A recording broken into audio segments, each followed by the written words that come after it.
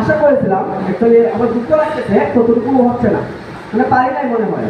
এখানে ভাই আছেন মেদিনী কমিটির সভাপতি। আমি এই দুইটা কথা বলার দুই কাছ থেকে আসছি। ওটা হইল, আমি বাইক দেখছেন, বাইককে 9 মিনিটে দাওয়াত দিচ্ছে, স্যার পুরানো থেকে আসতে পারছেন। মহেশ স্যার অসুস্থ মানুষ, উনি এই সময় নিয়ে আমাদের সাথে মানে আমাদেরকে মোটিভেট করার জন্য উনি আসছেন। তো স্যার অনেক দূর থেকে আসছেন এই শারীরিক অসুস্থতা নিয়েও।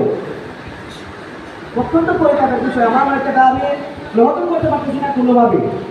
স্কুলে রানিং টিচার যারা আছেন ওনাদেরকে আমরা এইভাবে 4-5-6 জন মনে আসছি, আমরা 6 জন এসে এইভাবে দাওয়াত দিলাম স্যারকে। স্যার থেকে এইভাবে বলছে, স্যার আমরা খুব আনন্দিত হব আপনারা যদি আমাদের সাথে থাকেন, একটা কোনো সময় আপনারা আমাদেরকে দিবেন। তো আমি মেডিকেল কমিটির সভাপতি হিসেবে বড় ভাই আপনার অনলাইন হচ্ছে আমার একটা দুঃখ আর কি। ভাই কীভাবে এটা ইয়ে করবেন ভাই জানেন। স্যারের কেন কিছু কম নাই, ভাই যদি পার্সোনালি আমাদেরকে দেখে বলেন যে স্যার একদম আমরা পাই না, মানে যেটা আমি অর্জন করতে পারতেছি না কোনোভাবে। একজন টিচার মিনিমাম একজন টিচার থাকতে পারবেন আমাদের আশেপাশে স্কুলের চারপাশে মোটামুটি অনেক টিচার আছেন, আমরা চিনি ওনাদেরকে, ওনারা একজনও আসেন নাই।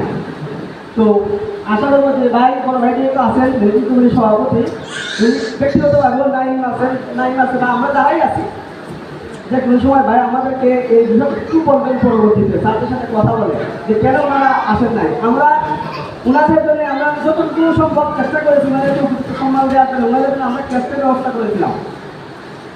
তো যাই হোক, এটা আসলে আমাদের দুর্ভাগ্য, হয়তো আমরা যেভাবে সম্মান দেওয়ার দরকার ছিল তখন ছিল আমরা ওইভাবে পারি নাই, এই জন্য হয়তো স্যাররা আসেন নাই।